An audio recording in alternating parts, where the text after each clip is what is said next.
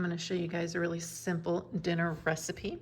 So I got this zucchini at the farmer's market and I cut off all the little spots like that could have been fingernails, just like for cleanliness. And then I'm going to make zucchini noodles out of the zucchini. So what I do is I use this instead of romaine leaves or greens. And you have this little spiralizer that cuts them into noodles. All right, so we have the noodles, and then what I'll do is put some cauliflower, onion, and avocado on there. So I cut the avocado into little pieces, scoop it out, and put it on top. And of course, you can do different things.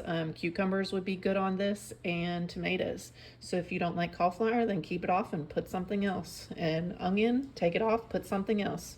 Be creative with this, but this is what I do, and it's a really good combination. Here's what the salad looks like when it's done. You can see all your ingredients in there.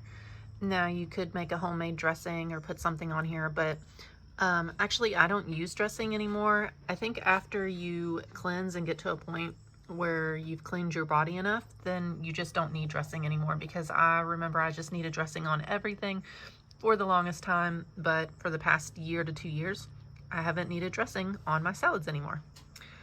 All right, guys, I hope that you try this recipe and I hope that you like it.